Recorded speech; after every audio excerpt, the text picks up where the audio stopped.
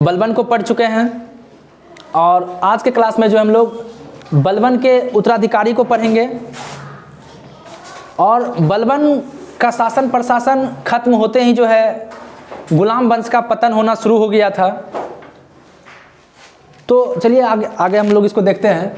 बलबन का मृत्यु जो है 1286 ईस्वी में हो गया था, ठीक है। और बलबन के जो हैं दो पुत्र थे। बड़े बेटे का नाम था मोहम्मद और छोटे बेटे का नाम था बुगरा खां, ठीक है। बलबन जो है जब जीवित ही था वो चाहता था क्या कि हमारा बड़ा पुत्र मोहम्मद ही हमारे गद्दी पे बैठे।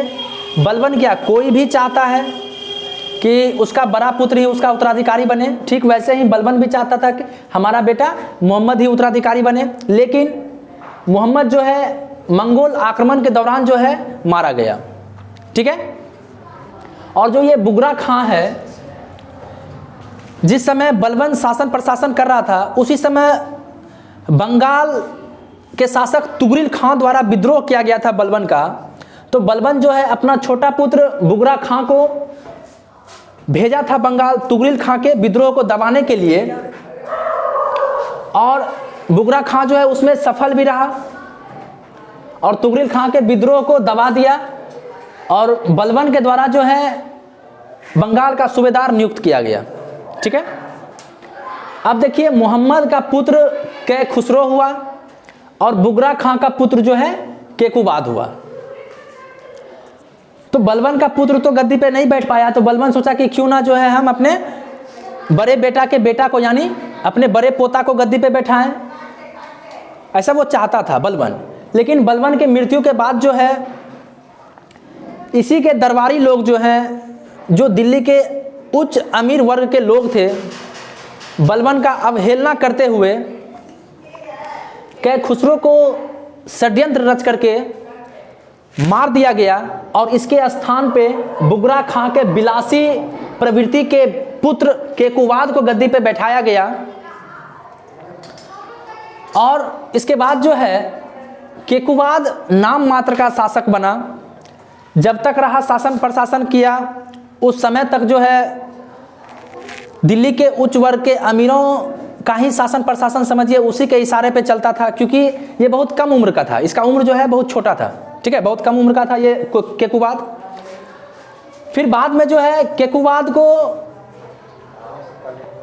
मार करके काट करके यमुना नदी में फेंक दिया गया फिरोज खिलजी के द्वारा। किसके द्वारा? फिरोज खिलजी के द्वारा। ध्यान रखिए केकुबाद भी अपने भाई को मरवा करके ही शासक बना था, ठीक है। तो क्या केकुबाद बच जाता? नहीं बचता। जो जैसे करता है वैसे उसको मिलता है, ठीक है। तो केकुबाद को भी जो है काट करके यमुना में फेंक दिया गया फिरोज खिलजी के द्वारा। और केकुबाद का पुत्र था शमसुद्दीन क्यूमर्स। क्या नाम था? शमसुद्दीन क्यूमर्स।